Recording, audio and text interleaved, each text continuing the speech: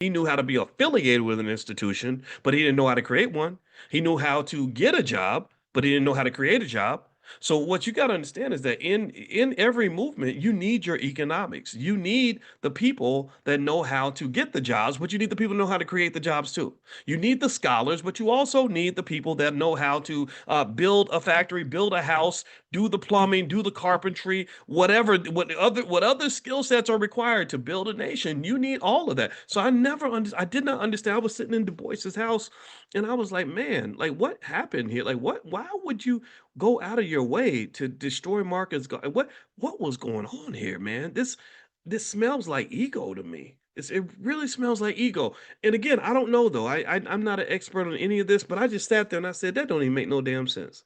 But anyway, let me get back to it. Let's get back to Nkrumah though. Nkrumah, because so this is so with Nkrumah, um, I would say the decentralized leadership would have been beneficial to him because also the other thing about the rebellion that happened in his own country, there it got to the point where because the money wasn't right and also because certain problems were allowed to fester, he didn't have the loyalty of people to sort of have his back or warn him that the coup was coming. I think that that again goes back to that messianic leadership where you got the Messiah and sometimes certain issues don't get addressed, and certain people are not empowered because it's all about the guy. And then next thing you know, something goes wrong, and then they just take down the guy. And so here's another thing too about Nkrumah that I wanted to sort of discuss. He had a deep, deep, deep connection with Marxism. Now I got a bone to pick with that. Too many of your damn black leaders have stepped out as trained Marxists. The Black Lives Matter movement, all the women that led that movement were trained Marxists. Black Panther movement, heavy on Marxism. Nkrumah, Marxism.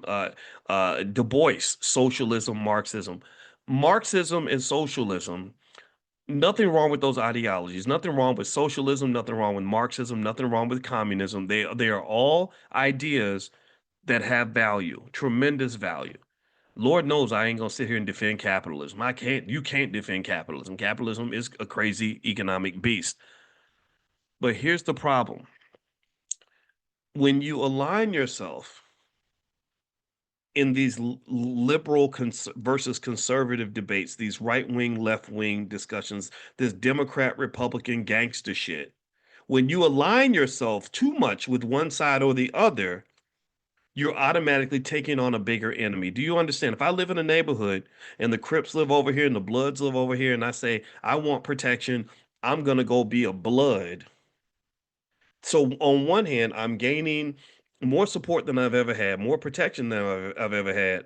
But now I've also got more enemies than I've ever had. Does that make sense? Do you get what I'm saying? So here's the deal. I was researching and trying to figure out how did Malcolm X feel about Marxism. He had a healthy respect for Marxism, but he did not align himself with Marxism. Do you understand? He didn't come in and say, "Yeah, I want to be a Marxist," because he understood, similar to y'all Democrat Republican Negroes, that that ain't nothing but another damn plantation for you to sit on, and eventually their interests are going to overweigh your own. Their agenda is always going to trump your agenda. I don't care if you're a Democrat or a Republican. It's okay for you to be whatever you want to be, but I need you to be black first. One of the things specifically when I did the research on Malcolm was Malcolm specifically said that the ideology of the black community has to be black first. It cannot be Marxist first. It cannot be capitalist first. It cannot be Democrat first. It cannot be Republican first. It has to be black first. So if Marxism is a tool that you use to be black first, then I can support that. But if you come in and you are, and the Marxism is trumping your blackness to the point where you have been trained to alienate every black person who's not a Marxist like you, then sit your raggedy ass down and learn who the hell you are. Stop trying to go fight other people's battles because one mistake that Nkrumah made, in my opinion, I stick by this. Again, I'm not no expert